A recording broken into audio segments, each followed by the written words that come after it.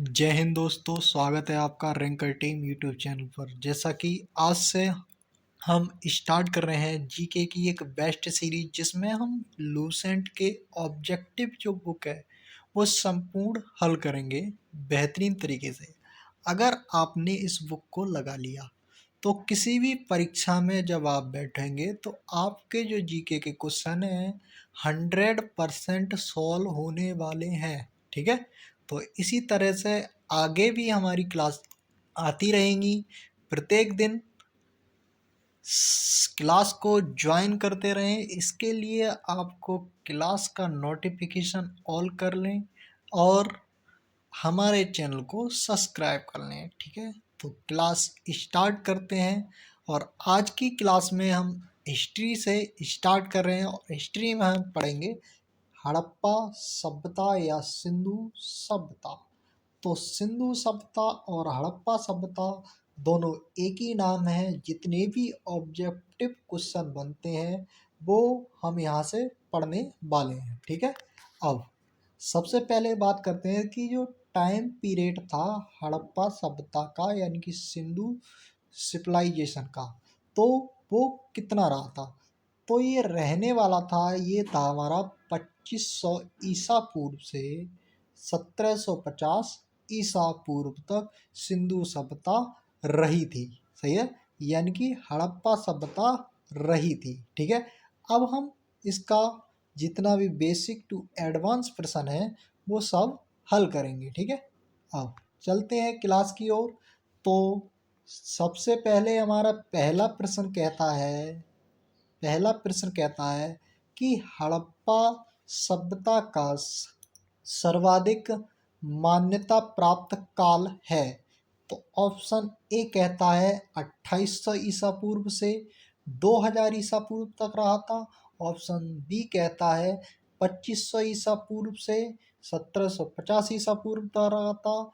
तो option C कहता है कि 3500 ईसा पूर्व से 1800 ईसा पूर्व तक रहा था। डी ऑप्शन कहता है निश्चित समय हो सकता है, कोई निश्चित समय नहीं हो सकता है। ठीक है, तो इसका सही आंसर हो जाएगा ऑप्शन बी 2500 ईसा पूर्व से 1750 ईसा पूर्व तक हमारी सिंधु सभ्यता का समय पीरियड रहा था, यानी कि टाइम पीरियड रहा था। ठीक है, अगला प्रश्न कहता है कि सिंधु घाटी की सभ्यता निम्नलिखित में से किस के समकालीन नहीं थी।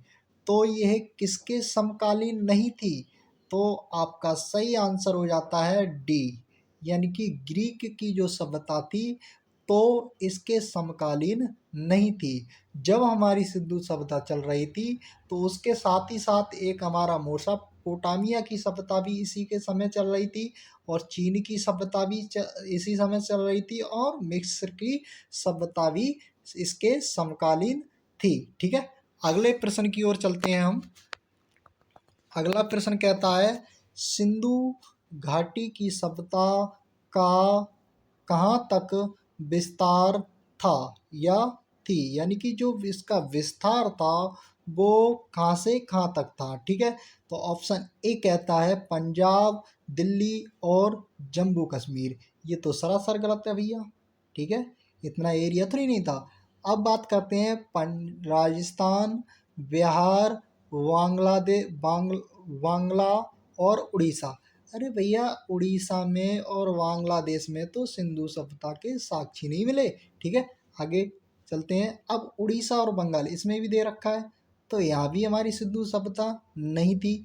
अब हमारा लास्ट ऑप्शन बचा डी। तो सिंधु सभ्यता का जो विस्तार था वो पंजाब, राजस्थान, गुजरात और उत्तर प्रदेश, हरियाणा और सिंध और बलूचिस्तान। ये बलूचिस्तान और सिंध कौन सा एरिया है, ये पड़ता है अभी जस्ट वर्तमान में कहाँ पड़ता है, पाकिस्तान में पड़ता है। ठीक है, अगले सवाल की ओर चलते हैं। इसी तरह से वीडियो को लाइक करते रहें और चैनल को सब्सक्राइब करते रहें और अपने दोस्तों को भी शेयर करते रहें। ठीक है, अब अगला प्रश्न कहता है, प्रश्न नंबर 4 कहता है कि सिंधु घाटी की सभ्यता में घोड़े के अवशेष कहाँ मिले थे। तो जो सिंधु घाटी की जो सभ्यता थी, तो उसमें बहुत सारे साक्ष्य मिले थे, जैसे गेहूं के साक्ष्य, यानी कि चूड़ियों के साक्ष्य, जुते हुए खेतों के साक्ष्य, और हमारे क्या कहते हैं आपका वृत्ताकार स्नानागार मिला, सबसे बड़ी इमारत मिली, ठीक है। ये कहाँ मिला? तो ये प्रश्न पूछता है कि सिंधु घाटी की सभ्यता में घोड़े के साक्ष्य यानी कि अवशेष कहाँ मिले? तो घोड़े के अवशेष कहाँ मिले? ये हो जाता है सुतकोंडदा, ठीक है, सुतकोटदा। ये कहाँ मिले? सुतकोटदा, ठीक है। अब अगला प्रश्न कहता है, अगला प्रश्न है हमारा कि सिंधु घाटी स्थल काली बंगा काली बंगा किस प्रदेश में है? यानी कि सिंधु घाटी का जो कालीबंगा जो स्थान है, वो वर्तमान में किस राज्य में पड़ता है? तो ये प्रश्न का आंसर हो जाएगा, ये भैया राजस्थान में पड़ता है। राजस्थान में क्या पड़ता है? कालीगंगा, ठीक है। जिसी तरह से धौलावीरा जो पड़ता है वो कहाँ पड़ता है? गुजरात में। भीम बेटकाएं की गुफा कहाँ पड़ती है? हमारी मध्य प्रदेश में, ठीक है। अब बात करें हम उत्तर प्रदेश में, तो उत्तर प्रदेश में कौन सा पड़ता है? कोल्डिबा, ठीक है। ये हमारे कुछ क्षेत्र थे, ठीक है। अब आगे चलते हैं अगले प्रश्न की ओर। अगला प्रश्न कहता है, निम्नलिखित में से किस पदार्थ का उपयोग हड़प्पा काल की मुद्राओं के निर्माण में मुख्य रूप से किया जाता था? तो जो हड़प्पा काल की जो मुद्राएं थी, तो मुख्य रूप से वो किस पदार्थ की बनी होती थी? तो ये हो जाता है सेल खड़ी नाम एक पदार्थ आता था उस समय, तो उससे हमारी जो मुद्रा थी वो बनाई जाती थी, ठीक है। अगला हो जाता है हड़प्पा, यानी कि अगला नेक्स्ट प्रश्न कहता है, हड़प्पा सभ्यता किस युग की थी? यानी कि हड़प्पा सभ्यता किस युग की थी? तो इसका सही आंसर हो जाता है ए। इसे हम क्या बोलते हैं? कांस्य युगीन बोलते हैं, ठीक है। कांस्य युगीन भी बोलते हैं हड़प्पा सभ्यता को, ठीक है। अगले नेक्स्ट प्रश्न की ओर चलते हैं। नेक्स्ट प्रश्न की ओर, नेक्स्ट प्रश्न कहता है हमारा, नेक्स्ट प्रश्न कहता है, सिंधु घाटी सभ्यता के लोगों का मुख्य व्यवसाय क्या था? तो सिंधु घाटी जो सभ्यता के लोग थे, उनका मुख्य व्यवसाय क्या था? व्यापार करना। वो लोग व्यापार पर सबसे ज्यादा निर्भर थे, ठीक है। अगला प्रश्न कहता है नंबर 9, हड़प्पा सभ्यता के निवासी थे। तो हड़प्पा सभ्यता के जो निवासी थे वो शहरी टाइप के थे, ठीक है। यानी कि उनकी जो डेवलपमेंट था, क्योंकि वो व्यापार करते थे, इसीलिए उनका जो डेवलपमेंट था वो शहर की तरह था, ठीक है। अगले सवाल की ओर चलते हैं। अगला सवाल कहता है हमारा, सिंधु सभ्यता के घर किसके बनाए जाते थे? तो सिंधु सभ्यता के जो घर थे वो ईंटों से बने होते थे। किससे बने होते थे? ईंटों से, ठीक है। मुख्यतः ईंटें पाई गई थी उनके घरों में, ठीक है। बने हुए जो घर थे तो वो ईंटों से बने होते, ठीक है। अगले प्रश्न की ओर चलते हैं। अगला प्रश्न कहता है, हड़प्पावासी किस वस्तु के उत्पादन में सर्वप्रथम थे? यानी कि हड़प्पा वासी जो थे वो सबसे ज्यादा किसका उत्पादन करते थे? तो किसका उत्पादन करते थे? इसका सही आंसर हो जाता है डी, यानी कि जौ का जो उत्पादन था उस समय पे सबसे ज्यादा किया जाता था, ठीक है, हड़प्पा हड़प्पा काल में, ठीक है। अगला प्रश्न कहता है, निम्नलिखित विद्वानों में से हड़प्पा सभ्यता का सर्वप्रथम खोजकर्ता कौन था? यानी कि हड़प्पा सभ्यता को किसने खोजा था? इस सवाल का जवाब देना है आपको। तो इसका जवाब हमारे कमेंट बॉक्स में टाइप करते रहें, ऐसा नहीं है, आप सुनते रहें। तो हड़प्पा सभ्यता की सबसे पहले खोज जो की थी वो किसने की थी? वो की थी दयाराम सानी ने, ठीक है। अब इसका मैसेज किसने दिया था? जॉन मार्शल ने, ठीक है। अगले अगले प्रश्न की ओर चलते हैं। अगला प्रश्न कहता है, सिंधु सभ्यता का पत्तन नगर यानी कि बंदरगाह कौन सा था? तो सिंधु सभ्यता का एक बहुत बड़ा बंदरगाह था, एकमात्र बंदरगाह, वो कहाँ पड़ता था? लोथल में, ठीक है। कहाँ था? लोथल में। आपको ध्यान रखना है, वेरी वेरी इंपॉर्टेंट है, कई बार परीक्षा में पूछा गया है, ठीक है। अगले प्रश्न की ओर चलते हैं। अगला प्रश्न कहता है, पैमानों की खोज ने पैमानों की खोज ने यह सिद्ध कर दिया कि सिंधु घाटी के लोग माप और तोल के से परिचित थे। यह खोज कहाँ हुई? यानी कि सिंधु घाटी, यानी कि जब खोज हुई तो हमें यह पता चला कि सिंधु घाटी के जो लोग थे वो मापते और तोलते थे। तो इसकी जो खोज की गई है वो कहाँ की गई है? तो ये कहाँ मिलती है? हमारे लोथल में मिलती है। और लोथल क्या था? हमारा एक बंदरगाह था, ठीक है। और ये कहाँ पड़ता है? अगर बात करें हम कहाँ पड़ता है लोथल, तो ये हमारा स्थान जो पड़ता है अभी वर्तमान में गुजरात में पड़ता है, ठीक है। अगले प्रश्न की ओर चलते हैं भैया। अगला प्रश्न कहता है हड़प्पा कालीन समाज किन वर्गों में विभाजित था? तो हड़प्पा कालीन जो समाज था वो किन किन वर्गों में विभाजित था? तो हमारे जो हड़प्पा कालीन समाज था वो उसमें क्या होते थे? एक बुद्धिमान होता था, और एक योद्धा होते थे, और व्यापारी होते थे, और श्रमिक होते थे। ये 4 वर्गों में विभाजित था हड़प्पा कालीन समाज, ठीक है। तो कितने वर्गों में विभाजित था? 4 में। तो कौन कौन से हो जाते हैं? एक बुद्धिमान, योद्धा, और व्यापारी, और श्रमिक, ठीक है। ये 4 याद रखने हैं, बहुत ज़्यादा इंपॉर्टेंट है। अब नेक्स्ट सवाल की ओर चलते हैं। नेक्स्ट सवाल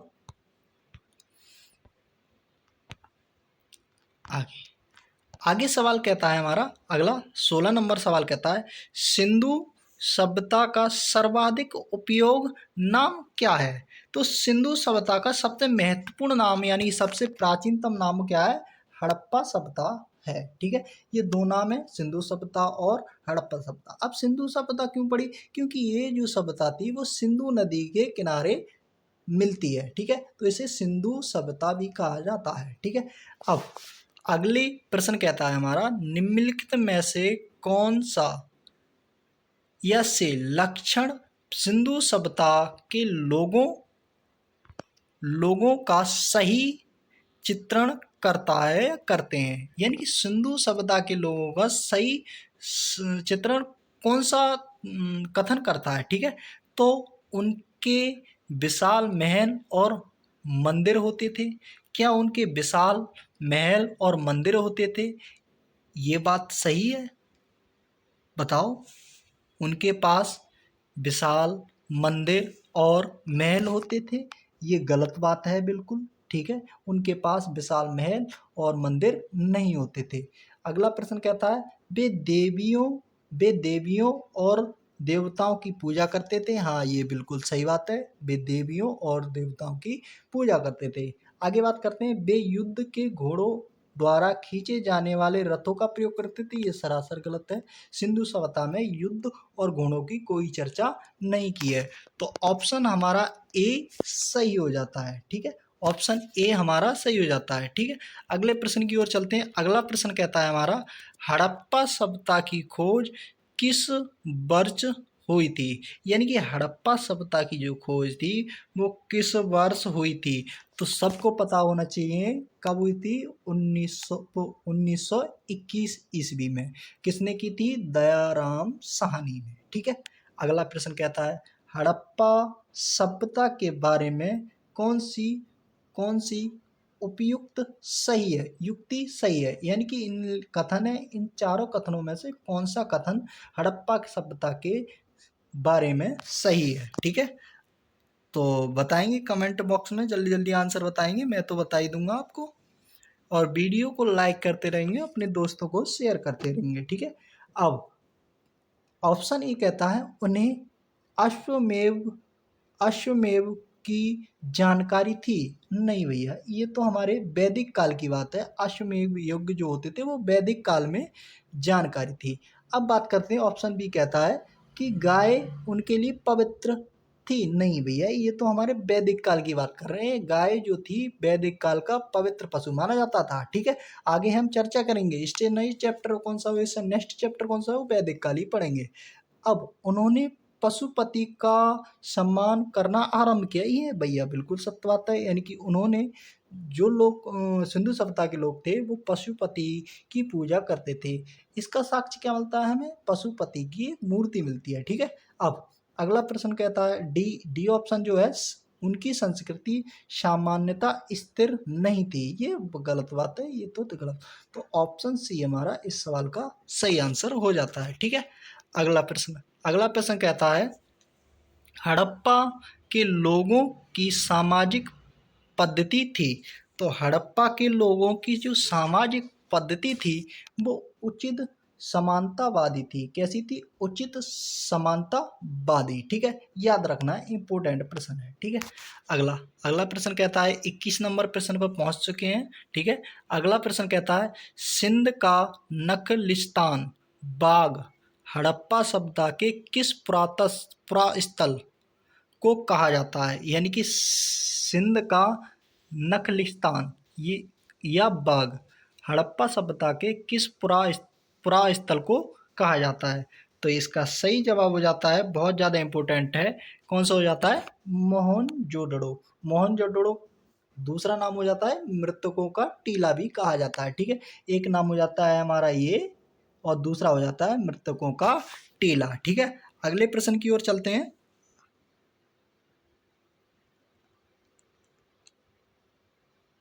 अगला प्रश्न कहता है हमारा, अगला प्रश्न कहता है कि हड़प्पा सभ्यता के संपूर्ण पृष्ठ का आयकार किस प्रकार का था? तो आकार जो मिलता है वो किस प्रकार का मिलता है? हमारी सिंधु सभ्यता थी वो किसनी थी? त्रिभुजाकार। ठीक है, कैसी थी?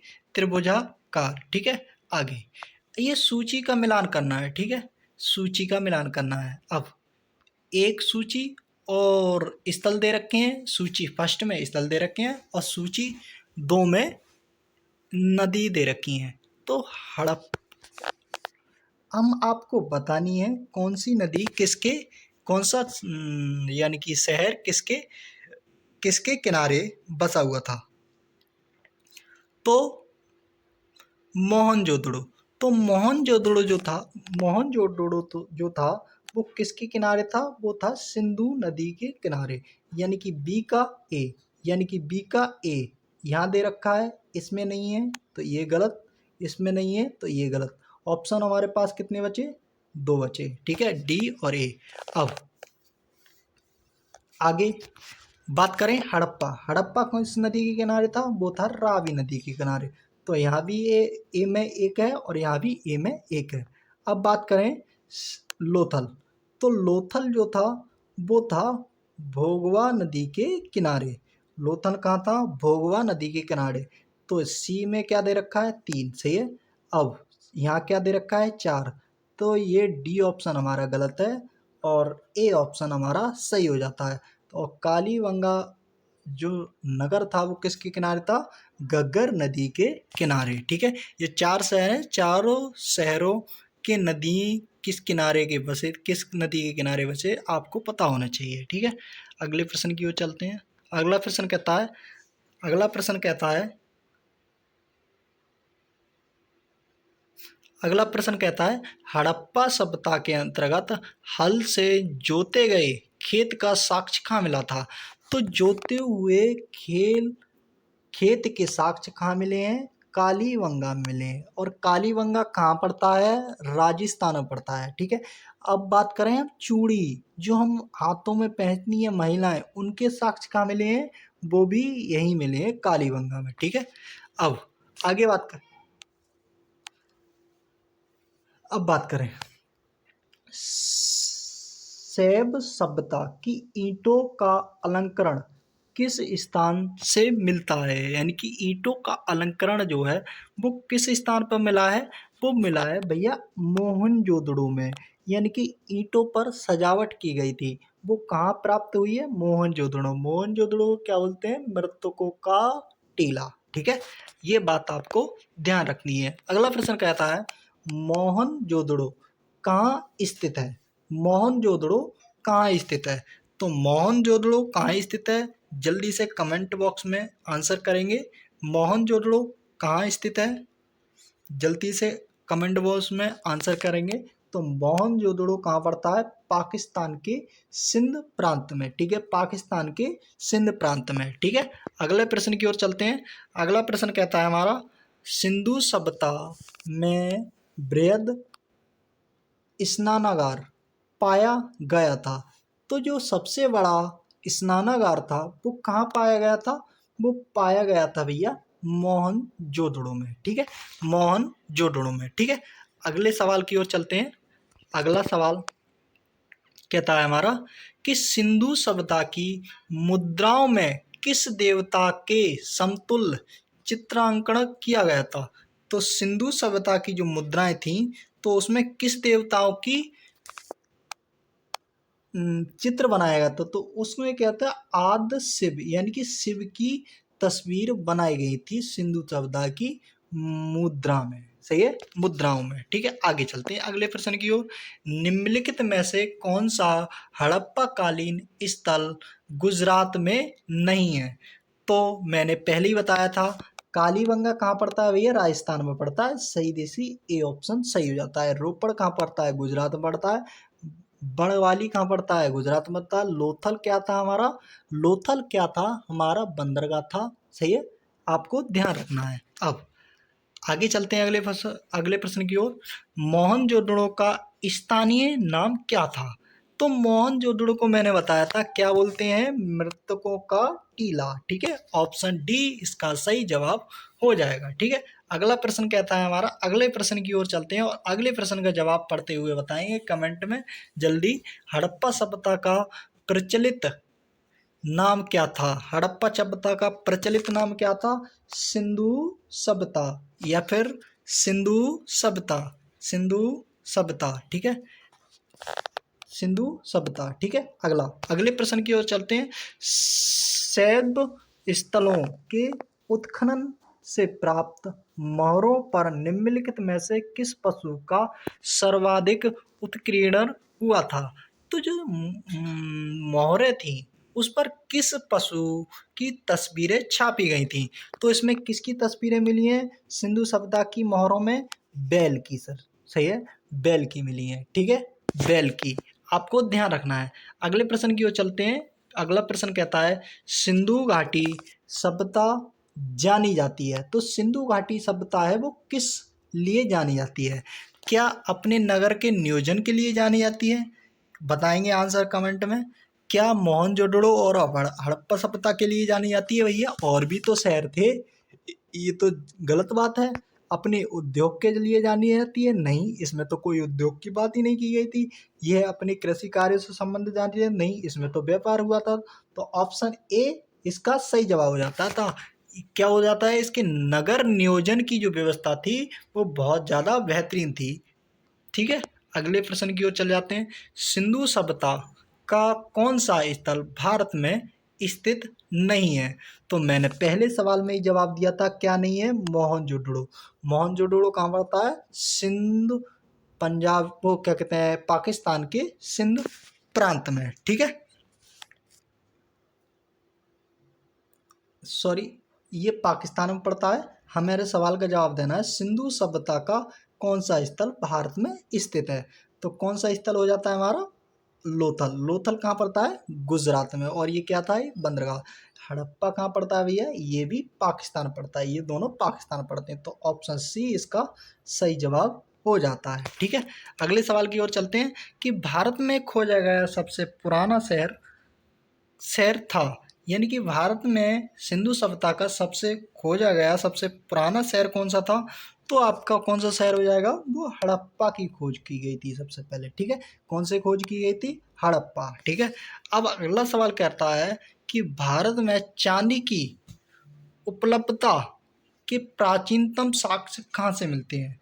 तो भारत में जो प्राचीनतम साक्ष्य हैं चांदी के, वो किससे मिले हैं, वो हड़प्पा सब संस्कृति से ही प्राप्त होते हैं। ठीक है, किससे होते हैं, हड़प्पा सभ्यता की संस्कृति से। ठीक है, अगले सवाल की ओर चलते हैं। सिंधु सभ्यता के बारे में कौन सा कथन असत्य है। तो नगरों, तो जो कथन है ये हमारे चार दे रखे हैं, उसमें से कौन सा कथन गलत है। क्या नगरों के नालियों की सुदृढ़ व्यवस्था थी, ये तो भैया गलत है, ये तो कोई विशेष बात नहीं है, असत्य है। ये तो सही बात है। ठीक है, हाँ इसमें सुदृढ़ व्यवस्था थी, नालियों की जो यानी पानी निकालने की जो व्यवस्था थी वो एकदम बढ़िया थी। ठीक है, और शहरों की अपेक्षा। अब व्यापार और वाणिज्य उत्तम दशा में थी। हाँ भाई, व्यापार के लिए तो ये बहुत ज़्यादा जाना जाता था। मातृ देवी की उपासना करते थे। हाँ, ये मातृ देवी की उपासना करते थे। अब बात करते हैं ऑप्शन डी, लोहे से परिचित ने, नहीं भैया ये लोहे से अपरिचित थे। इन्हें लोहे के ज्ञान नहीं था कि लोहे जैसी कोई वस्तु होती है। ठीक है, अगला प्रश्न की ओर चलते हैं। ये सूची 1 दे रखी है और दूसरी तरफ दे रखी है सूची 2।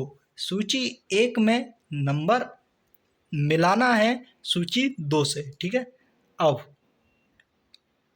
अब अब हमें देखना है इधर सिंधु, ये देखेंगे ये ऑप्शन कि सिंधु सभ्यता की सीमा उत्तरी और उत्तर में किस तरफ थी। तो उत्तर में कहाँ थी, जम्मू कश्मीर में, और जम्मू कश्मीर में क्या पड़ता था, मांडा। तो ए को मिलाना है 1 से। तो ए में देखो यहाँ ए में एक ए में 1 होना चाहिए, इसमें बी में नहीं है और सी में नहीं है, 2 ऑप्शन हमारे कट गए। अब सिंधु सभ्यता की जो दक्षिणी सीमा थी वो किधर लगती थी, वो लगती थी महाराष्ट्र में, यानी कि महाराष्ट्र और दैमाबाद, महाराष्ट्र के दैमाबाद। ये तो सेम दे रखा है, बी का मिलाना है 2 में, तो बी का मिलाना है 2 में, तो अभी कोई ऑप्शन नहीं कटा। अब सिंधु सभ्यता की जो पूर्वी सीमा थी वो किधर लगती थी, उत्तर प्रदेश और आलमगीरपुर। ठीक है, ये तो सीधा दे रखा है भाई, सी का डी से मिलाना है, तो सी का डी से मिला दिया, यानी कि ऑप्शन ए हमारा सही हो जाता है। ठीक है, ऑप्शन ए हमारा सही हो जाता है। अब आगे अगले प्रश्न की ओर चलते हैं। मांडा किस नदी के किनारे था। तो मांडा किस नदी के किनारे था, ये भैया चिनाब नदी के किनारे था। और मांडा कहाँ पड़ता है, मांडा कहाँ पड़ता है, मांडा कहाँ पड़ता है, मांडा भैया पड़ता है जम्मू कश्मीर में। और कौन सा किस तरफ की थी, ये उत्तरी सीमा लगाता था, उत्तरी स्थल था हड़प्पा सभ्यता का। अगला प्रश्न कहता है हड़प्पा कालीन स्थल रोपड़ पंजाब किस नदी के किनारे था। तो रोपड़ जो था वो किस नदी के किनारे था, ये हो जाता है हमारा सतलज नदी के किनारे था। ठीक है, मांडा चिनाब नदी के किनारे, सिंधु के साथ कौन था हमारा मोहनजोदड़ो, राबड़ी के साथ रावी नदी के किनारे था हाँ हमारा हड़प्पा। ठीक है, याद रखनी है। हड़प्पा में कौन एक उन्नत जल प्रबंधन प्रणाली का पता चलता है, सही है, पता चलता है, यानी कि अच्छी प्रबंधन प्रणाली जो का है उसका पता कहाँ से चलता है। तो इसका सही आंसर हो जाता है धौलावीरा। धौलावीरा से हमें जल प्रबंधन की प्रणाली का पता चलता है। ठीक है, आज हमने 41 क्वेश्चन डिस्कस किए हैं। इससे आगे के जो क्वेश्चन है हम कल नेक्स्ट क्लास में डिस्कस करेंगे, और इसी तरह से हम पूरी लूसेंट की जो बुक है वो सॉल्व करने वाले हैं। ठीक है, केवल ऑब्जेक्टिव प्रश्न हल करेंगे, ज़्यादा डिटेल में नहीं जाएंगे, हमें अपना याद करना है। और आप इस तरह से देखेंगे कि आपका स्कोर कितना जा रहा है, आपको 41 प्रश्न में से कितना याद था और कितने आपने नए प्रश्न याद किए। ठीक है, ये आपको पर डे का टारगेट एक लिखते रहना है। ठीक है, अब मिलते हैं नेक्स्ट क्लास में, और हमारे चैनल को सब्सक्राइब करें और वीडियो को लाइक करें। मिलते हैं नेक्स्ट वीडियो में, तब तक के लिए जय हिंद।